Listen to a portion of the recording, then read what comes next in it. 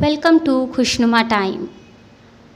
दोस्तों, हम इंसानों की एक बड़ी ख़ास बात है कि हम हमेशा अपने भले के बारे में सोचते हैं, लेकिन जब कभी हम सिर्फ अपने बारे में न सोचकर पूरे इंसानियत के लिए सोचते हैं तो न सिर्फ सारी इंसानियत का भला होता है बल्कि हमारा भी भला हो जाता है। तो इसी बात को साबित करती हुई एक छोटी सी कहानी के साथ शुरू करते हैं हम अपना सफ़र, कहानियों का सफ़र। ये कहानी है जन्म से अंधे एक राजा की। अंधे होते हुए भी राजा ने अपने राज्य को बड़ा सुखी रखा था। कारण था राजा की अच्छाई, राजा का परोपकारी स्वभाव।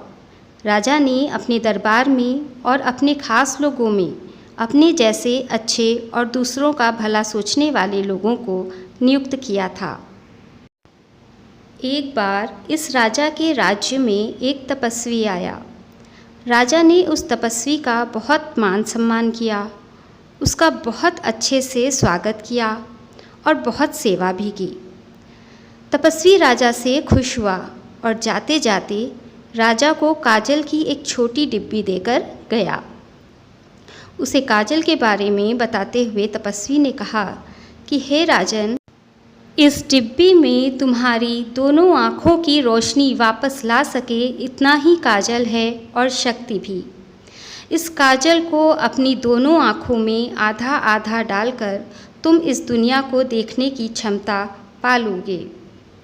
राजा उस काजल को पाकर बहुत खुश हुआ, लेकिन इस्तेमाल करते समय राजा को अपने उस मंत्री की याद आई जिसे उसकी आँख कमज़ोर हो जाने की वजह से सेवानिवृत्त होना पड़ा था। राजा बिना एक क्षण की भी देरी किए अपने कुछ आदमियों के साथ उस मंत्री के घर पहुंच गया। वो मंत्री बिल्कुल अंधा हो चुका था और एक कोने में बैठा हुआ था। राजा ने मंत्री को तपस्वी के बारे में और उसके द्वारा दिए गए काजल के बारे में बताया। राजा ने वह काजल मंत्री को दे दिया और उसे उसकी आँखों में डालने के लिए कहा। मंत्री ने आधा काजल अपनी एक आँख में डाला तो उसे उस आँख से बिल्कुल साफ साफ दिखने लगा।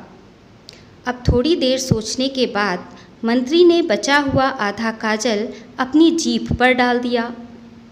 राजा के आदमियों ने जब राजा को इस बारे में बताया तो राजा मंत्री पर गुस्सा होते हुए बोला, तुमने यह क्या मूर्खता की?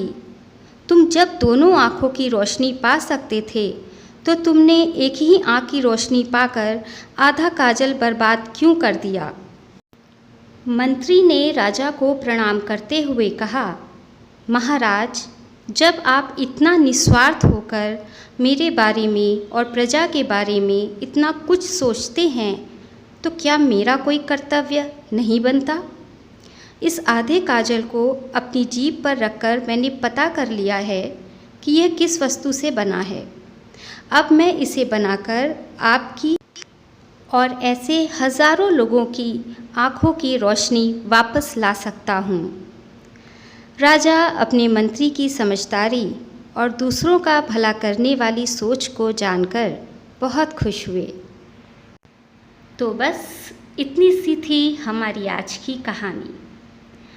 तो देखा आपने, जब हम निस्वार्थ होकर सबके बारे में सोचते हैं तो हमारा भी भला होता है और सबका, साथ में एक नेक काम भी हो जाता है। तो अगर आपको हमारी ये वीडियो पसंद आई हो तो प्लीज़ इसे लाइक, शेयर, सब्सक्राइब ज़रूर करें। मिलते हैं नेक्स्ट वीडियो में, तब तक के लिए बाय।